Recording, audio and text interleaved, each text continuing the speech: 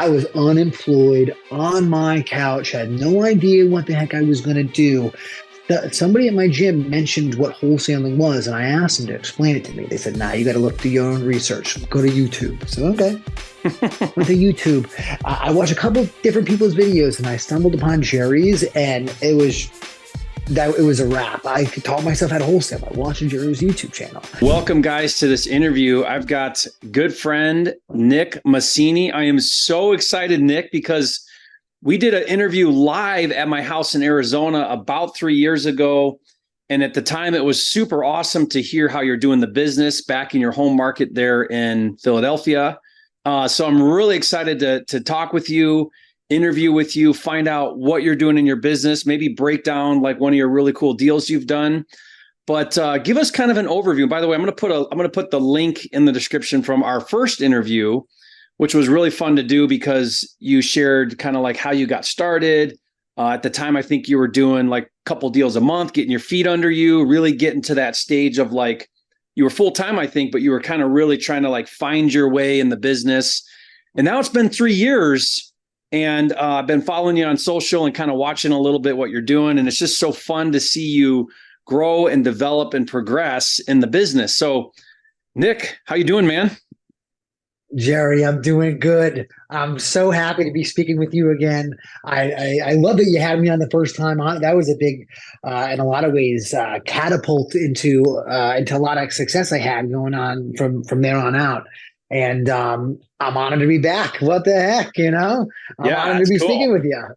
Yeah. So tell us what the business has looked like. How have you transitioned from, a couple of years ago, now looking like 3 years in? I mean, this, a lot of people get started in the business. Some of them get to that first deal.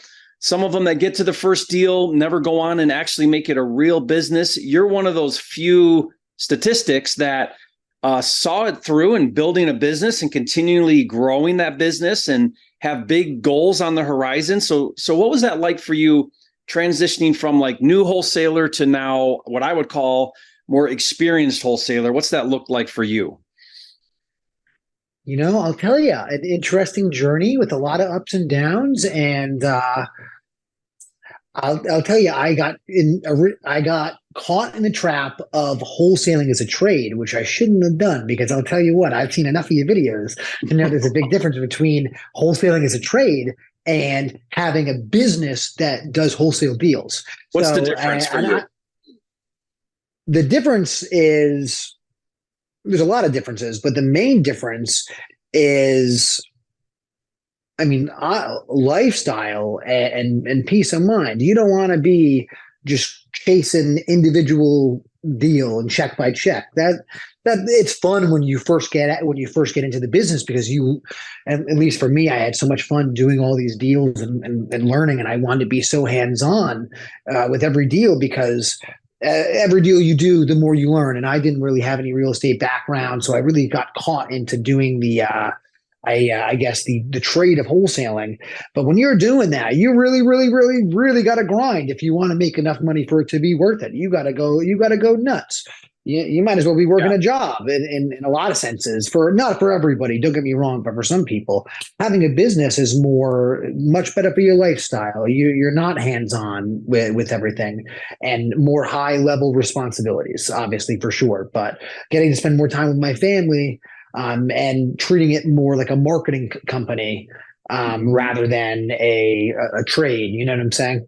Yeah, I really like that. And you're right. I do talk about this a lot because part of this is developmental. Like, it's normal to get into the business, and it is a trade. And when you say trade, what he means by that, guys, is like an owner operator, right? Like a solopreneur, where you're wearing all the hats. And I certainly was that way in the beginning. Nick, I think you were. In fact, I think pretty much everybody, I don't think anybody comes into this business and they're instantly, business owner, right? In the owner box. It's developmental to get into the owner box. The challenge is the transition from solo operator to legit business owner. That phase between, it's brutal, and it's falling down on your face. It's losing money sometimes, hiring the wrong people, all the things that are like really, really hard, because you only progress out of that when you yourself develop as a leader. And so what most people do is they go backwards. Like they start to go down that like scale to a business phase, and then they quickly hit a whole bunch of roadblocks and they realize, man, I made more money, or man, it was easier when I just did everything myself. I'm going to go back to that phase and stay in that like subcontractor kind of mindset. And so that's why I see, like, honestly, I think maybe 80% of full-time wholesalers stay in that owner operator and wear all the hats, do all the things. They're great. They're great at transacting. They're great at their trade. But what happens is a couple things happen. It ends up being a high paying job. It ends up being something that you can never step away from. So like you said, lifestyle is drastically affected, and your income is capped because you can only personally do so much. And so like you hit this threshold of, maybe I see 250, maybe 300,000 as like max. And that's it, because you can't grow past that all by yourself wearing all the hats usually. And even if you did, what you're doing is you're trading your time for dollars, and you'll never really become free from the business if you don't go through that phase of developing a real legit business. So I love this conversation. It's something I try to have a lot, because, you know, what you don't want to do is you don't want to be in the mindset of chasing deals. You want to be in the mindset of building a business that does deals. And that's kind of for me, it was a major light bulb moment when we went from that transition of one way of thinking to the other. So love that. I mean, that's the conversation I love to have. How did you navigate through some of that? And I know it's a work in progress, right? Like, it takes time, like you probably never feel like you arrive. I always feel like, man, there's so much I still want to learn and do better. But what does that look like for you? Is it a deal size? Has it been like a specific kind of team that you're working with now? How are you transitioning out of the trenches into that owner's box? Okay, well, I tried last year. It was the first time I decided, all right, 2021, I went on a run. I'll tell you that much, Jerry. Solopreneur, just doing deal by deal. I was doing a lot of deals. What the heck? I enjoy wholesaling as a not only as a trade, but as a hobby. I love it, Jerry. It makes me super happy. So I went on a run, but I knew that I needed to be following your advice more. Sorry, let me build a business. So I got some virtual assistants, had somebody that was managing them. And 2022 happened. Interest rates went a little crazy, and I know that every area of the country had a little bit of a different experience. I'll tell you what, in Philly, it got hit hard. All the buyers left. A whole new crop of people came up, and people were buying different. But there was a good amount of months where there was just a halt. No one wanted to buy anything because there was a big interest rate risk fear that everyone was having. And so I had all this money coming out, and my deals went from really, really high volume to not much volume at all. So it was tough. I got caught holding the bag. I believed in myself, and I wasn't worried about it too much. I knew that I'd figure it out, but I kind of scrapped it. Midway through the year, I kind of scrapped that. I was like, let me go back to being a solopreneur, because I got a family. I have a lady. I have a child. I at the end of the day, there's people that I feed.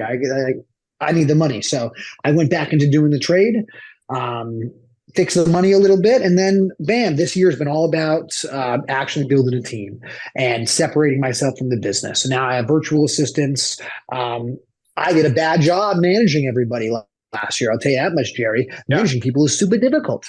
And I had someone, and I'll tell you what, looking back at it now, they could have been so great at managing my acquisition manager. They could have been incredible, but I did a bad job managing them. But you live and learn. So this year we're building the VA program. I'm managing the virtual assistants, but I'm training them to kind of be account managers for a lot of their leads. So as far as me as an acquisitions manager, I'm still not talking to many sellers unless it's a complicated situation. Gotcha. Yeah. I mean, that's great that you pivot, right? So in this business, we have to always pivot and be thinking about how to pivot and be able to pivot quickly. Market changes, things happen. How do I adjust? What are the hard choices I need to make? And I love that you recognize that you're not blaming something else. A lot of times it's easier to blame external circumstances. You own it, right? You realize, hey, I wasn't being a good leader. I need to develop myself more as a leader. How do I bring on a team and develop that team? Because the one thing that I think you're realizing, and I've realized this too, is if I want to attract really talented people, I have to be a really good leader, because talent won't come into my organization if I'm not someone that they want to hitch onto, right? They're gonna go somewhere else that's got really good leadership. How do I be a better leader so I can attract better talent? And that's like the most important thing to build your company is to build yourself. As you build yourself, you'll build your team too, and your business too. So, it takes a lot of humility though. That's not easy to do. Whenever things aren't going right, I kind of have this rule I follow where first I assume that it's me. And then after that, maybe see, is it you? So like if somebody's not working out, the first question I ask is, have I not been a good leader? What have I not given you the tools to succeed or the training to succeed? Is it me? And I'm genuinely, openly honest and want to know, is it me? Or is it you? Are you not showing up? Are you not doing the work? Like, what is it? I'm going to assume it's me first. And a lot of leaders don't do that. A lot of business owners don't do that. They always first assume it's someone else, when most of the time it's you not being a good leader. So that's great. I learned that. I learned that last year. I'll tell you that much, Jerry. Yeah. How much of your business right now, Nick, is on market versus off market? Because when we spoke a couple of years ago, you were kind of following a lot of the things I teach, and which are great in the beginning, which is on market. But I know you've transitioned into off market as well. What's your mix look like? Okay, so you know what? My mix at this point, up until maybe like 2 months ago, I was doing a good one deal a month on market, and the rest were off market. Okay, so you've transitioned off market quite a bit. Yeah, I'm off market, but I still do on market every single month. Right now, to the past couple months, I have not been doing any of the on market myself. However, I do a little coaching program through my Instagram, and I have I'll tell you what, a couple of these guys are animals, Jerry. Yeah. They're making so many offers all the time. And I found I was competing with a lot of these kids on market. They would send me, hey, Nikki, I got this lead. I was like, oh man, I was talking to that agent earlier today. So instead, and I can't be doing that, that defeats the purpose. I want to help all these people out. So I've been doing more on market deals now. I've been doing with them, but I've been JVing with them. So the past couple of months, I've done like 3-4 on market deals, but they've been through my students. Amazing. Yeah. Smart. Like, why collaborate with the people that are, maybe calling the same agents? I think that's great. That's really exactly. good. Exactly. And I don't going to do any of the offers. I just got to diss both the places. So what the heck? I'll take it, Yeah. I talk about this quite a bit because I love on market, but there is limited availability because there's only so many agents and so many sellers are going to list with those agents that we're targeting, right? Distressed real estate. Whereas off market, like, the sky's the limit, but you also pick up a whole bunch more moving parts with off market. And so there's trade-off, right? But, really to kind of build a business that's going to keep producing and start to exceed $1 million level, you have to implement off market into the mix. It's really difficult with just on market or any type of one trick pony. Like, you never want to be just doing one thing in the business to get in front of sellers. You really want to be thinking, how do I develop one? Like, go deep, develop it, get good at it. But then what other marketing channels are available in your market, and how do you maximize those opportunities?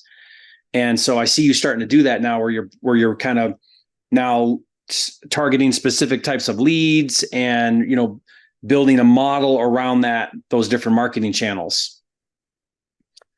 So, Nick, I really want to talk to you about this. I love doing like a deal breakdown. Okay. Tell me about this big deal you did that was a $50,000 assignment. What was that deal like for you? It was a good deal, Jerry. I'll tell you that. Life is all about timing. It's all about timing. It really, really is. So I call the seller. I said, would you be interested in selling your property? The woman is interested in selling her property. This is off market. Off market. What type of lead was it? Well, you know what? I'll tell you what. Technically speaking, it was listed on market, but I had no idea. So I bought a list. It was supposed to be an absentee owner list. Okay. A long time ago, I watched one of your videos, Jerry, and you said if you're going to do off market, do the tied landlords, do the absentee owners, because, man, you're dealing with a lot of either like-minded people or people that have their wits together, and they're either just want to trade off for convenience, or you're looking for pricing errors. But either way, they're a rational human being that you can have a real discussion with instead of some. And I like that. Less emotion. I like the. There's usually no emotion, and that's kind of how it's a better conversation, at least for me. So I called the woman. She says she's interested in selling, but she didn't want to do any talking. That I'd have to go through her daughter, who's the real estate agent. So I said, okay, great. Let me have a number. And Jerry, she wouldn't give me the number. She would only take mine. And whenever that happens, I always assume, well, I'll never get a call back, because I usually don't get a call back. Like it's a blow off. It's a blow off thing. I'll call you, don't you call me, kind of thing. Yeah. And people are bad at following up usually, and I'm not. So if I get the number, I'm going to get a hold of the person. If I just give my number out, I know often I'm never going to receive a call. That's just usually how it goes. And a couple of days went by, I thought nothing of it, and I got a call. And she said, "Hi, I'm calling, like I'm my mom's agent, blah blah blah." And I was so surprised. I didn't even remember what property she was talking about. Send me the address, and then tell me the address. So she tells me the address. I look it up. I see it's on market for like a ton. Jerry, that's so much money for this area. It was so much. It's not even so overpriced. It wasn't even worth talking to her about almost. So I kind of like blew her off. Like I wasn't super serious about it. I was like, yeah, I'm interested, but like, you guys want that much? I can tell you, I don't know how much. I really don't think I can do that much. She had no pictures or anything. So she said, listen, I'm going to have pictures in a couple of days or maybe a week. I'll give you a call back. Think of an offer, though. It needs a full renovation. I didn't even look at it because I know we're so far apart. Eventually, she gets back to me, Jerry. I couldn't, there wasn't a ton of comps, but so I made an offer that I knew if they accept this, I gotta be able to sell this thing. It's so cheap, but it was tough to comp, and sometimes it happens, So I give the offer thinking that there's not a chance that they'll ever accept this. It was like 150, it was 150 a property is what I offered. I think it was listed for like 500 a property, and it was listed on market. So like they wanted almost like $1 million for all this. Something crazy. I gave the offer. Within 2 days, she hits me back. Hey, Nikki, it's yours. Bing, bang, boom. Wow. Okay. So this was a single family, or what was this? They were multifamilies. It was a package of homes, or was it? It was a package of two properties, two multifamily properties side by side. Okay. So two side by sides in Philadelphia. Combined, she wanted 500 for both properties. Yeah, she wanted that 5 or 6 for both properties combined. And then you offered her, what'd you say, 150? Half. No, 150 per, so I offered half.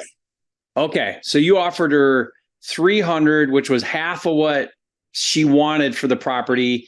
You're thinking to yourself, okay, there's no way she's going to take half. And this is really common too. Like, it takes this happening one time, like what just happened to you, and you will never discriminate again based on ask price versus offer price, because you just never know. Like sometimes we think, okay, they're asking this number and clearly they're not motivated because they want way too much money. And that certainly could be the case. Often it is the case, but you just never know. So your job as a wholesaler should be to just put the offer in front of sellers and agents, not try to decipher if they're motivated. Let them decide they're motivated when they respond. Either they're going to respond or not respond.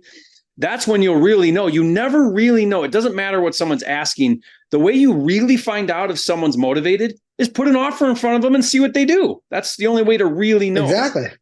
Yeah. So you did that. And so here you're thinking, okay, there's no way. I'm just going to give her like a blow off. I'm just going to make this offer, and then she calls back and says, we'll take it. Nikki, it's yours. I couldn't believe it. And she was the sweetest woman ever, actually. She was great. The daughter of the realtor. She was great. And what happens? guess what, so you contract it, and then what happens? Yeah. Sold that sucker on Facebook. I'll tell you that much. Sold it on Facebook. None of my buyers wanted it. I only had one offer. Only one offer. And usually, if you only got one offer, it's not usually the greatest spread. Yeah. But I had one offer, and it was for a $50,000 assignment. I said yes immediately. We closed that up. And why do you think there was low interest? Because it was a big rehab, or what was it that was not attractive for like your normal buyers? It Location, was a big rehab. Yeah, it was a big rehab, and I'll tell you, it's an area of the city that some people are afraid of. Okay, so not a great area.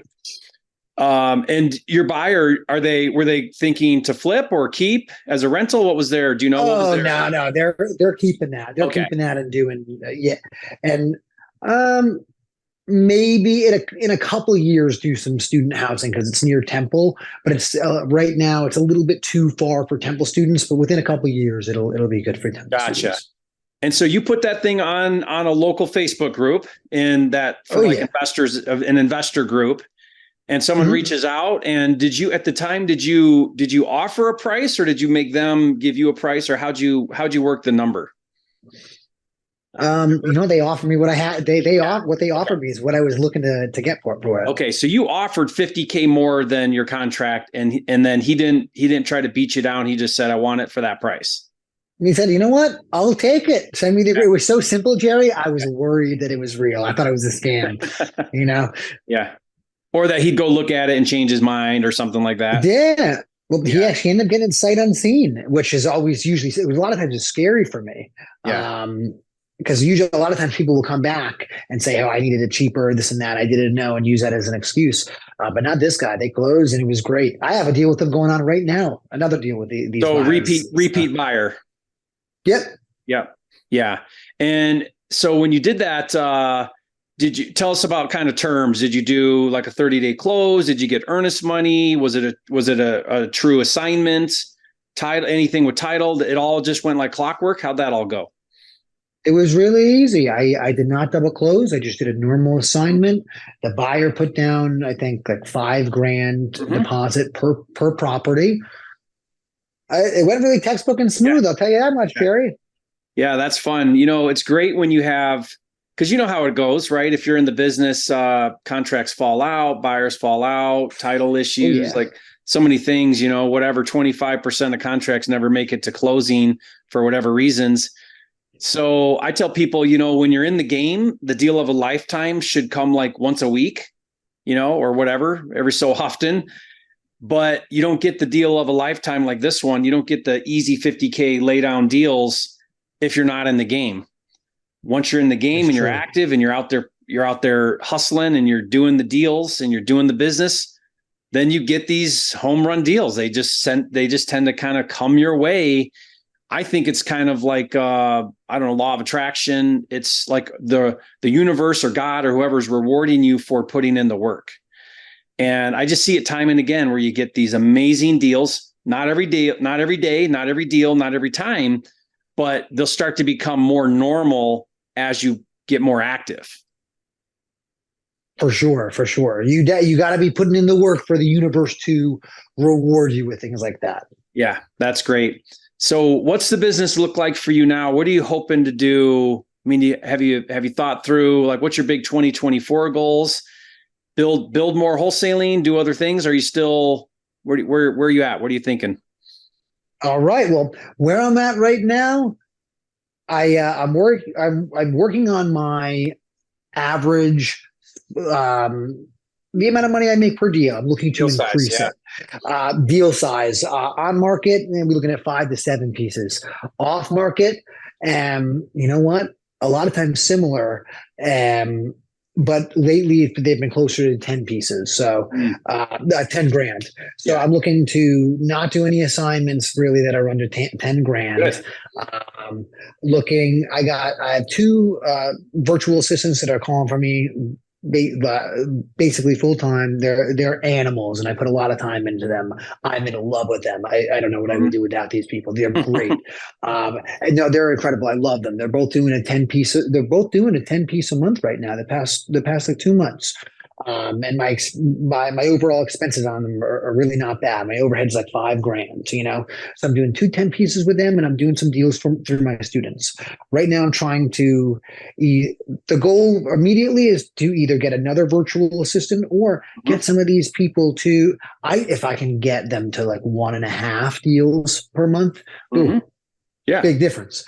And then after a little bit, when I get when I get them consistently doing, I just want one more deal a month. If I can get one more deal a month out of them, I want to take that, put it into some PPC, because if you really want big spreads, you got to be in the PPC game. You need to be.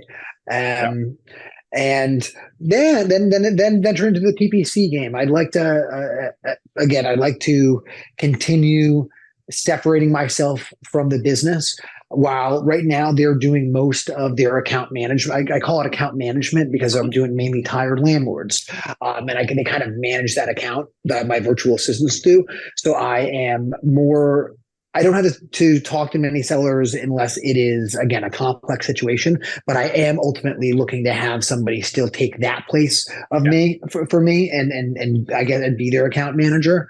I'm not doing any of my appointments for the most part right now, unless it's a if it's a hot, juicy deal, the seller is actually going to be there, then I'll go. Gotcha. Good. But the two guys that do my appointments, Jerry, I'll tell you what, they're more likable than me and they're more punctual with the time than me. So I don't know, so these guys are animals. Yeah. But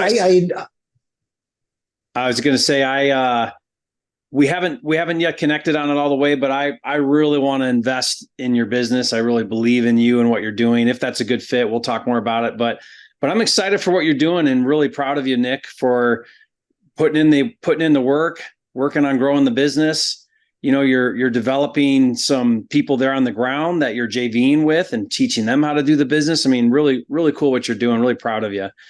Guys, leave a comment. Thank you so much, leave a comment, guys, and say, Nick, you're a flipping genius. Because it's really cool what you're doing, building the business, and thank you so much, making a difference. I think you're making a difference, and that's really cool to see. Thank you so much, Harry. And seriously, for those of you that are on this, I know that I was unemployed on my couch, had no idea what the heck I was going to do. Somebody at my gym mentioned what wholesaling was, and I asked them to explain it to me. They said, "Nah, you got to do your own research. Go to YouTube." So okay. Went to YouTube. I watched a couple different people's videos, and I stumbled upon Jerry's, and it was a wrap. I could taught myself how to wholesale by watching Jerry's YouTube channel, and I owe everything to you. I still watch every single one of your videos. Thank you. Like every single one. You are so ahead of the game with everything. And half the time when I screw up, I think to myself, I can't believe I did that. Jerry had a video about this. I shouldn't have done that. Oh my goodness. That's funny. So I still learn from you all the time. That's awesome. Well, good. I appreciate that. That means a lot to me. Thank you, Nick. And